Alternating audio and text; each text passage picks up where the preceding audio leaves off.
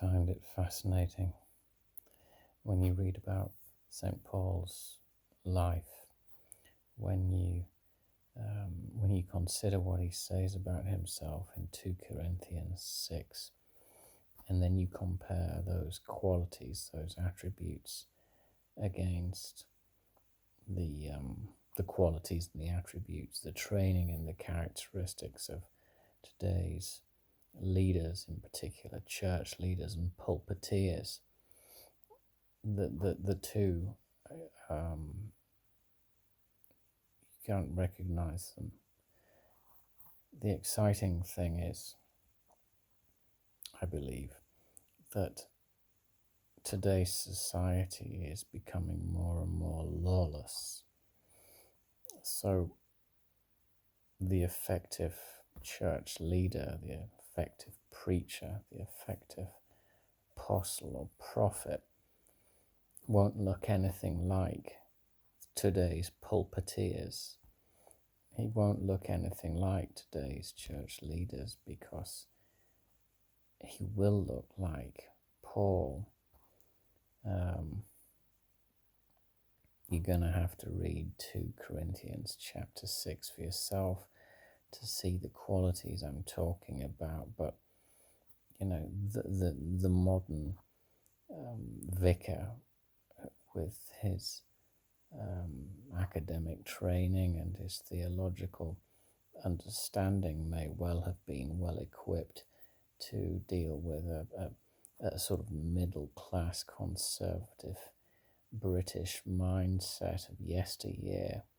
But what's happening now, again, is because, as Paul writes elsewhere, as lawlessness increases, grace also increases. But we've got to ask ourselves, well, why does grace need to increase?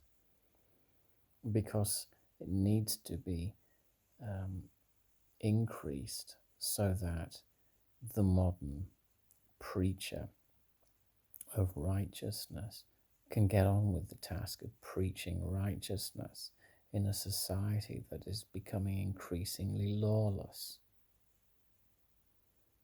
So whilst you've got pastors and whatever else, using apostolic jargon, the jargon is irrelevant. It's meaningless, because these people rarely leave the safety of their modern auditorium style sanctuary. Paul was in he wasn't found in the midst of a riot. He was found to be the cause of riots. And in a lawless society, the preacher of truth and righteousness will be the cause of riots. It will be he that is imprisoned, because his freedom to speak, to preach, will be found to be offensive, and he will be whisked away for his safety. And the lawless and the unrighteous rather, will hail that to be a victory. But it isn't at all a victory.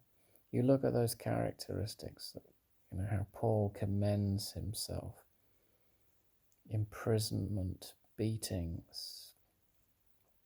He lists one thing after another, and I don't believe that there's a theological college in this country or any other that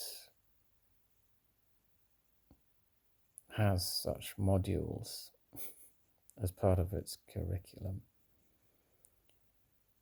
I don't think there's a theological college or a Bible college anywhere in the world that teaches its students how to take a punch, how to graciously accept being spat at, how to deal with being shipwrecked, imprisoned, left for dead. These are the sorts of things that happen to preachers of righteousness in a society that becomes increasingly lawless.